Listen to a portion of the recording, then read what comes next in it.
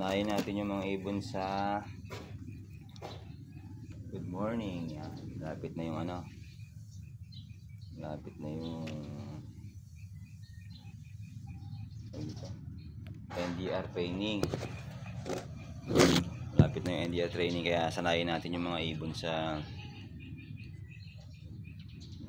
nantok pa ako ano bang oras? 6:52. Ayun. Mas maganda to sa gabi, pero okay na rin to. Sanayin natin sa crates ang mga ibon para sa dating na training medyo sanay na sila. Let's go.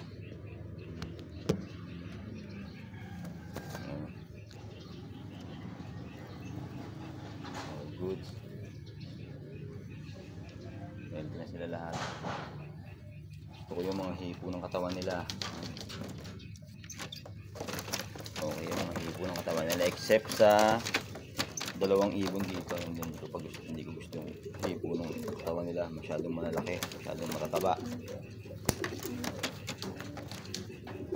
Pero karamihan sa kanila okay na. Di bale, aayusin naman natin sila. Para sanay sila sa sa crates. Sanay sila sa crates.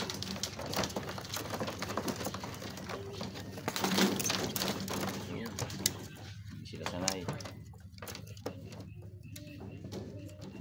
Alright. Ganda.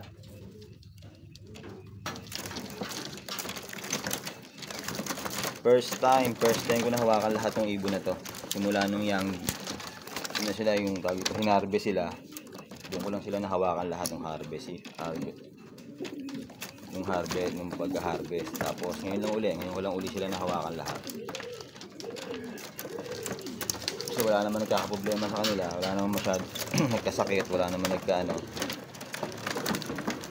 hindi ko sila napaghahawakan. Healthy naman sila lahat simula nung hinarvest, kaya ngayon lang uli sila nahawakan lahat.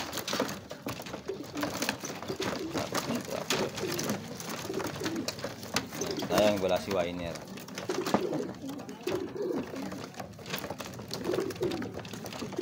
Ito lahat to.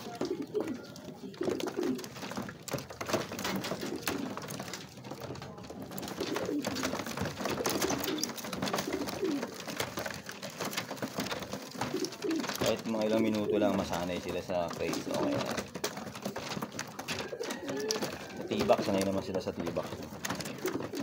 Para makaramdam na rin sila ng stress sa crates yan.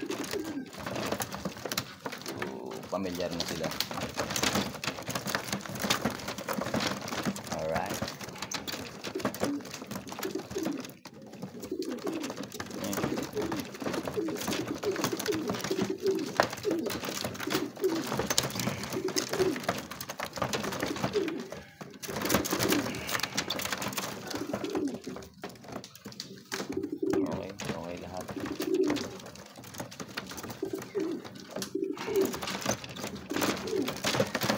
Ready sila lahat, ready. May dalawa lang akong nakitang overweight para sa akin, yung mataba. Sobrang taba nila para sa akin. Kaya yung dalawa lang. Pero sa lahat, sa hipo, okay naman sila lahat. Sa itsura, sa tindig, okay na.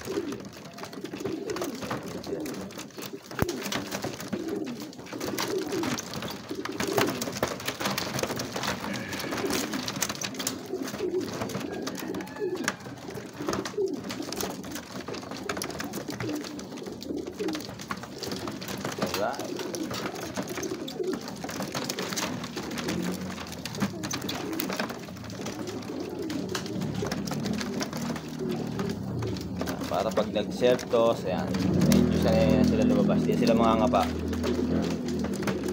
Pag self-toss kasi, pag sa crates, mga nangangapa yan, hindi basta-basta lalabas yan eh. Natarantak sila.